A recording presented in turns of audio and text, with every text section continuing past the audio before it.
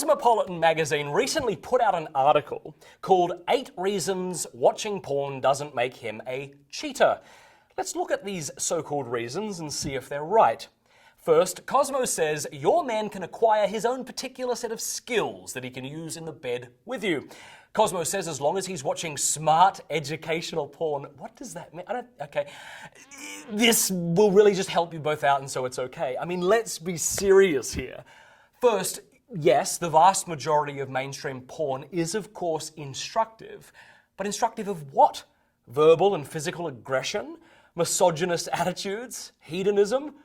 But even if he is into highbrow educational porn, which again I think is an oxymoron, how is watching strangers have sex for educational purposes not cheating exactly?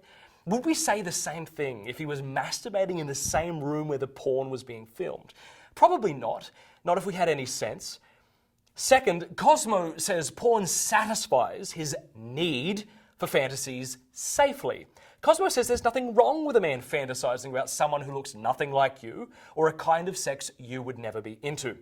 Seriously, Cosmo? Need? He needs to fantasize? No, he needs warmth, shelter, and love. He doesn't need to fantasize about having sex with digital prostitutes.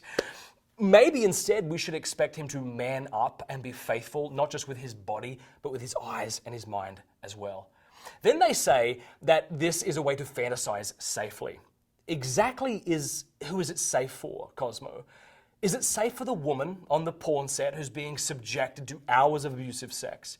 Is it safe for the consumer to train his mind to be turned on by things that aren't a reality in his world, even things that are degrading?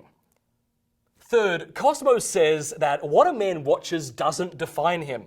Watching football doesn't make him a quarterback. Seriously, this is what they're saying. Watching a cooking show doesn't make him a chef.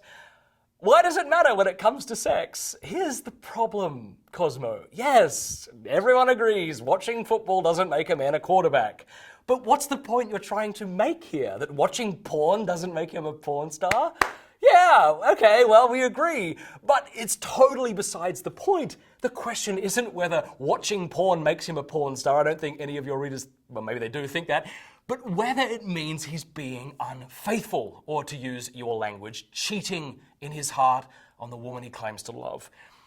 Fourth, Cosmo says that masturbation is good for him, even if he has a healthy sex life with you. First, we should say that this is pure pseudoscientific mythology.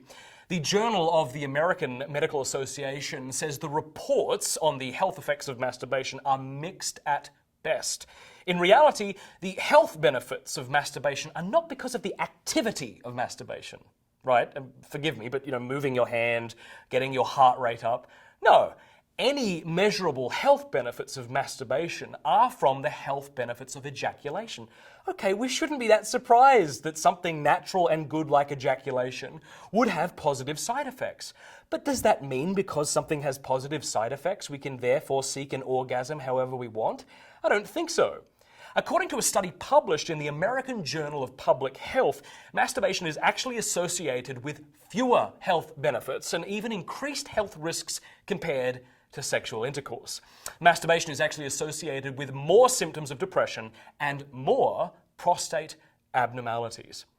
But again, here's the thing. Even if masturbation was a super healthy activity, what does this have to do with cheating, which was supposed to be the point of your article? Having sex is healthy too, but few women with any degree of self-respect would take as an excuse from their husband, I had to commit adultery. Don't you see? It's not about cheating, it's about positive health side effects. No.